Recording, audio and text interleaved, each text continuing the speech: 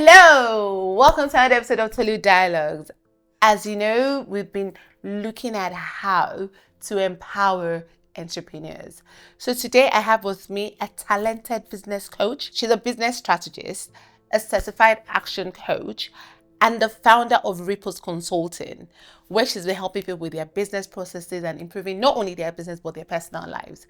Please join me as I welcome Ola Adeyemi. Thank you so much for having me. I'm happy to be here. Oh, thank you, Ola, for coming. Yeah. So, Ola, as you know that this series is about empowering business. And when I was thinking about who to bring on the show, I thought definitely I have to invite you. And thanks for coming, because your role is helping businesses out there to have a better process in place they do not, and also to influence on their personal life. And I know I've worked with you one-on-one, and you're fantastic at what you do. Oh, thank you so much. So my first question to you, Ola, is how did you find yourself in this space? When did you discover this magic of, I'm the fixer that can coach people and help them with their processes? When did that light bulb moment happen?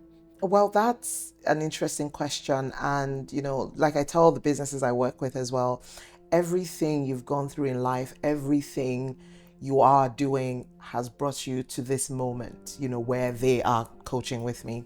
And it's sort of my story as well. Everything that I have done has brought me to this very moment. I started my business in the UK, where I lived for 15 years, and I ran the business for about 12 years. Lots of learning, ups and downs and middle ground, right? And I worked with a lot of business owners as well. But something came up then, which is I just love to help people, to give them advice. And, people come to me and want to pick my brains. What do you think about this? And it was just something I enjoyed doing. I didn't monetize it at the time.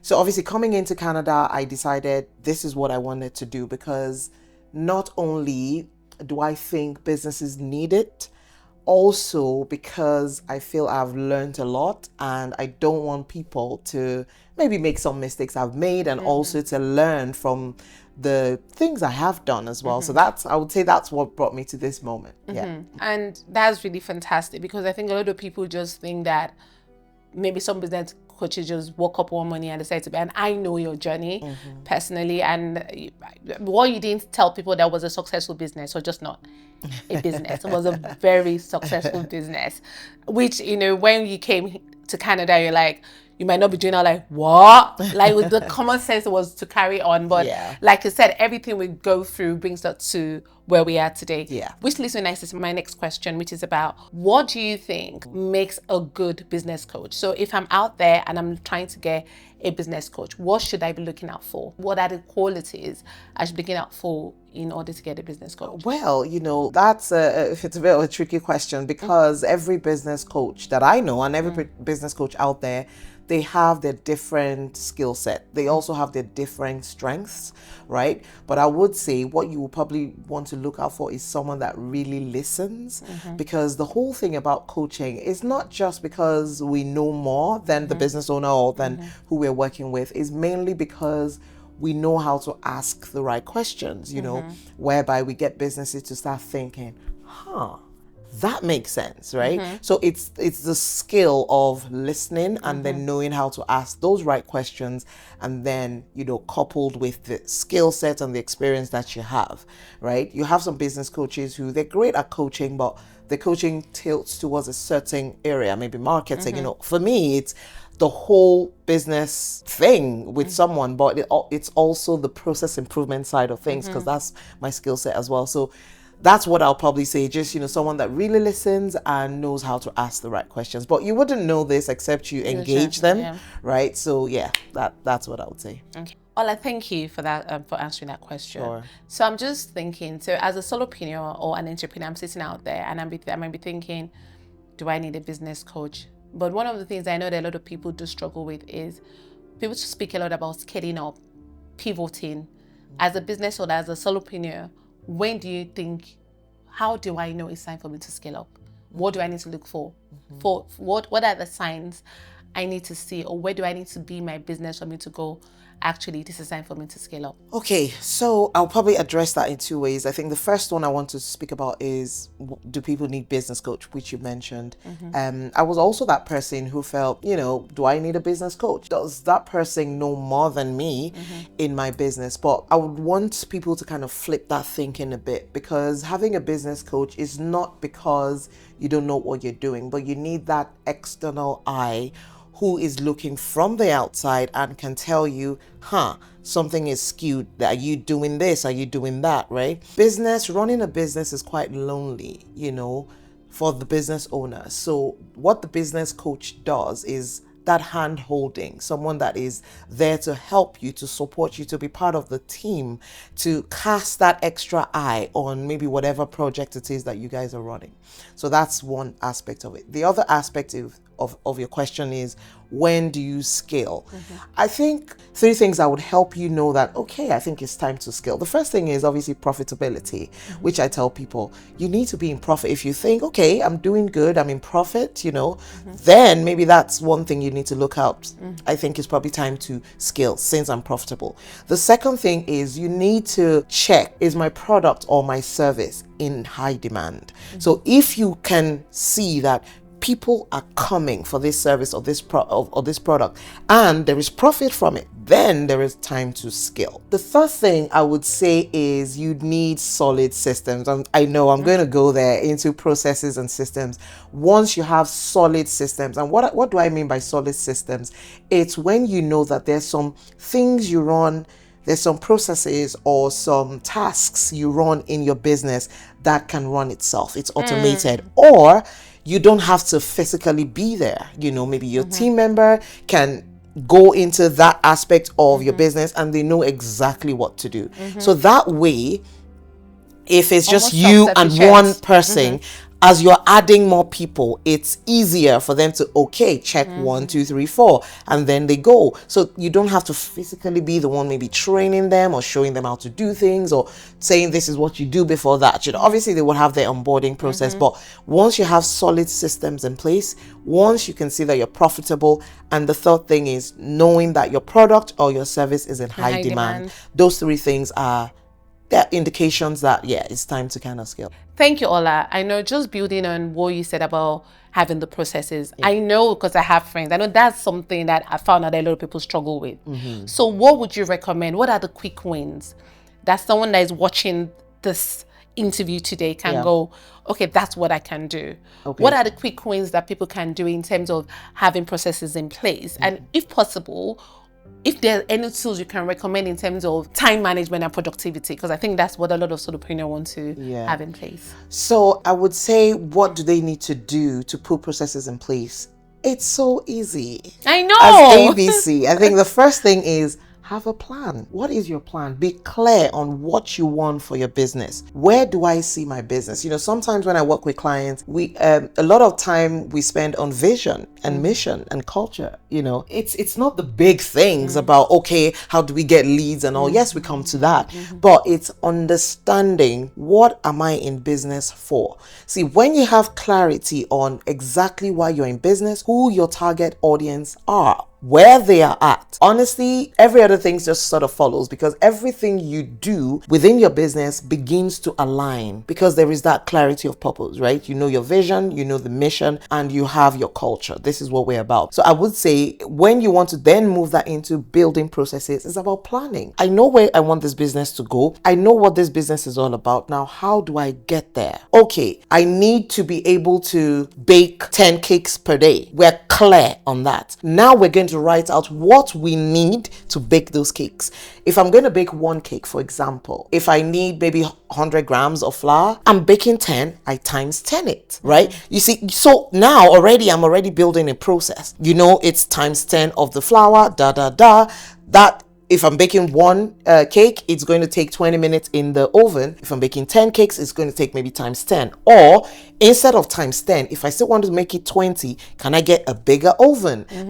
Do you understand? So by the time you start working your way around these things and you're writing those things down, those are the processes. And what happens if you then start hiring? A lot of business owners think, I'm still a small business, I do it from home, it's still, it's just me. But you're at an advantage, because having processes at that time becomes easier because you don't have, your processes aren't too complicated at that point. So by the time you put processes in place, as you scale, you're just updating, you're just 10xing that process, rather than now you have a team of 15. Oh my God. I mean, it's still doable. That's what we do. It's still doable. But then don't think because, oh, it's just me, we're just a team of 2 or 3. That's the best time to actually put processes in place, right? So this is what I feel would help businesses. And then tools, there's so many tools. It depends on what exactly you want to address or want to fix. For example, if it's okay, I have a team of 3 and we're all, we're virtual, we're everywhere. How can we communicate? We're using things like Slack, for example, where we can drop things. We're communicating. Can you do this? Can you do that? I'm tagging someone,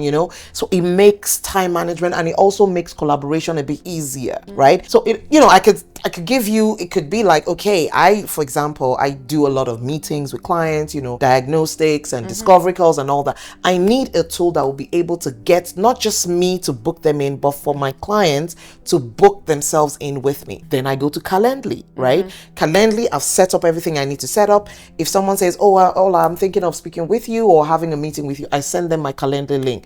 Look through my calendar and book yourself a time. So if I'm available, it will show on the Calendly that I'm available. They book the time. It comes to me. I know that I've got that 30-40 minute session with this person. So it all depends on exactly what you want to achieve in a business. There are bigger scale, tools where you want to go job management system, for example, where you want a system that you can write your proposals, you can do your invoicing, you can communicate with clients, all within the system. You use ServiceMate, right? So there are different tools that I can maybe say, use this or use that, depending on what you want to solve. So it all comes back to being clear as well. When this is the problem, oh my God, myself and my team are dealing with time management, or it's just the back and forth emails, communicating with clients is just a lot. They're tools. One amazing tool, which I'm probably sharing this first time on Tolu Dialogues. One amazing tool, I was looking for something whereby I can build training manuals and SOPs, but they're different tools. You could use Trainwell, you could use Scribe, for example, but it's just like pictures. But I wanted something that I can maybe speak to, and it just goes ahead and writes it out for me. A tool is coming out. It's still in the beta stage. Honestly, I am buzzing about it. It's still in the beta stage. It's available for Mac users. I think the Mac has to be the 13.6 version and upwards for now. So that's, if you don't have the Mac, I'm sorry. But they're working. Apple needs to pay us for I know. advert. They're working on, so it's still in beta stage. I'll let you know the details of the name of the tool, but I'm so super excited about that. So if that comes in, game changer for business owners, because you just need to say, step 1, I open the door. Step 2, I hang my jacket. Step 3, I walk in, and it just goes and writes it out. I know. I can't wait. Because someone like me that I even don't like typing, I'll just go all done. I know. And that is just the power of AI, isn't it? Yes. Like, as in the space we're getting into. So no one really has that excuse of not really improving your processes or business. And there's something you said that is very profound, because like you said, a lot of people think, oh, I'm just a small business, just me and me alone. Probably some people have virtual assistant or not, or probably just maybe 2 or 3 people in the team. But what you're saying is start applying those processes, start carrying that spirit of excellence into your days, like your days of humble beginning, and then it just makes it easier. Just like that saying about, if you don't take care of the pennies, then something about the pounds or something. So sweat the small stuff. Pretty much. I think it was Steve Bartlett of Diary of a CEO that said that, sweat the small stuff. So don't think, oh, it's just a small thing, I don't need to, I'll just send them a proposal on my phone. Please don't. Just make it professional and start where you're at. And I think there's also something about that, also giving that level of professionalism. Like, if I were to come to 2 vendors and then someone is giving me all the visuals and the logos flying, and then someone just types me like a message on my phone, I'm thinking, even if that person doesn't know what they're doing, I'll probably lean towards like, you must know what you're doing. Exactly. But you have taken out the time. So again, it's about how you're representing yourself and your brand and your business. So thank you very much for that. You're welcome. So Ola, as you're talking about these processes and having all these things in place and making sure that you're using the right tools, as a business owner, what are the top 3 things you would say I should track to ensure that I'm growing? What are the main things from a business coach perspective, like if you have those three going and you know what you're doing, then you're in a good space?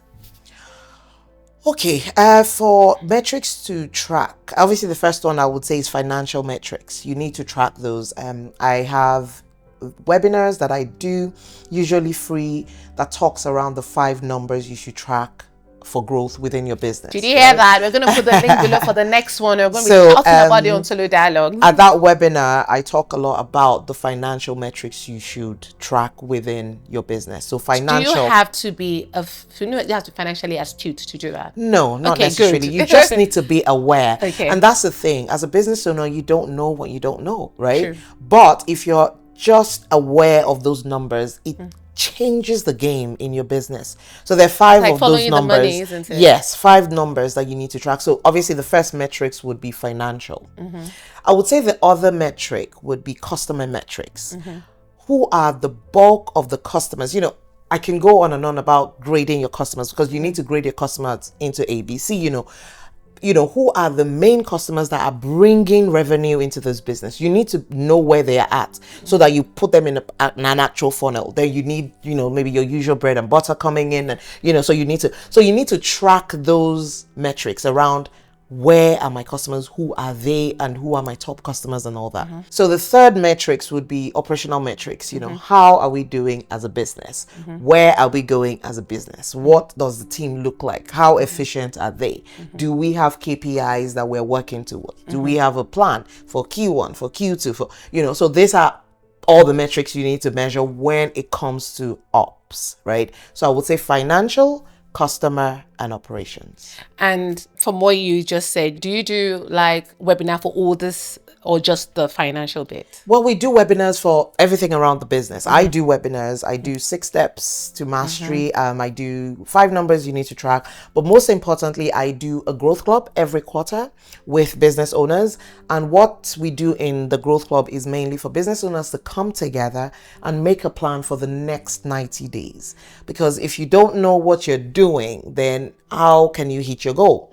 So that's what Growth Club does. So we do once every quarter to plan for the next one. And I've been on one of those, and I'm not just saying this because I have Ola sitting next to me, and it's just mind blowing. Like, just being able to plan ahead of time, just knowing who to contact, knowing what you want to do is just brilliant. And that's something you will never do, because the day job gets the money in the business gets on you. So you need to literally separate yourself. And I'm just going to ask you, just before we round up, I know that, we're about to round up, is how do you step up from having a one-man team to having a bigger team? I think it comes back to your previous question about when is it time to scale, right? When you know that the task you're doing is just way too much. You don't have enough time to do everything. And it's very important for business owners to know that in as much as you're a one-man band, you'll be doing the actual tasks.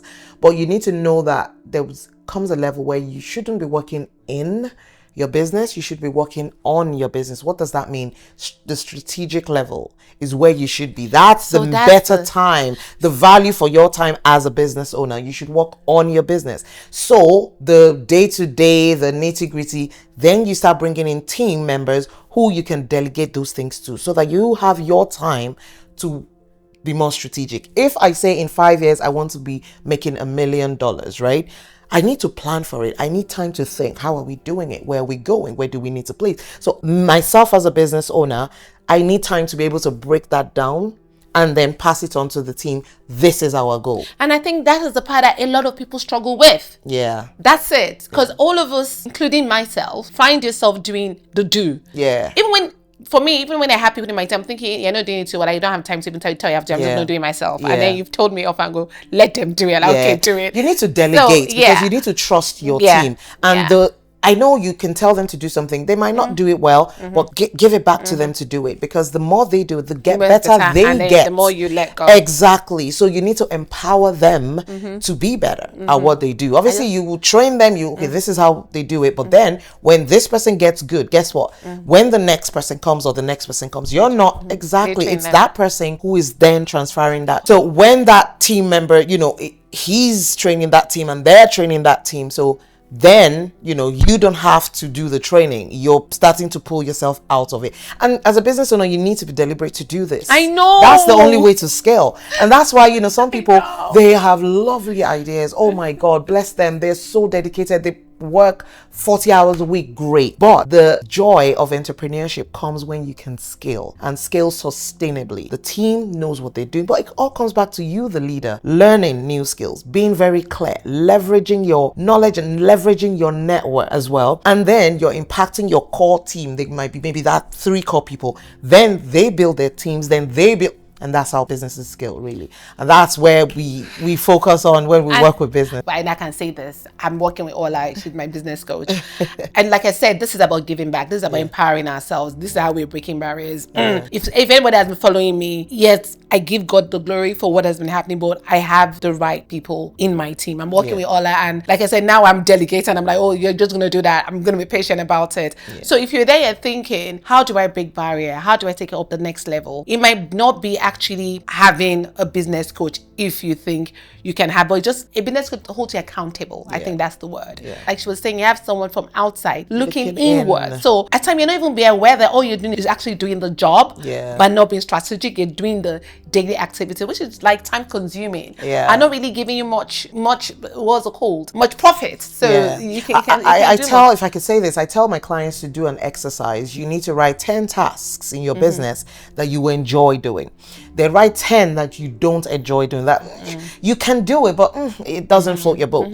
Now, once you're clear on that, those things that you really don't enjoy doing, those are the things you need to hire people to do it for you. There is absolutely no point struggling to do the things you're really not good at. Focus on what you're good at. Now, some people will say, but I'm good at the actual baking, or I'm good at, the actual maybe building which is great, but you can then teach, the next, maybe having an assistant baker, or, so that what you're doing, you're maybe focusing your time on maybe like your premium cakes, for example. I don't know why I'm using cakes, but anyway, like cakes.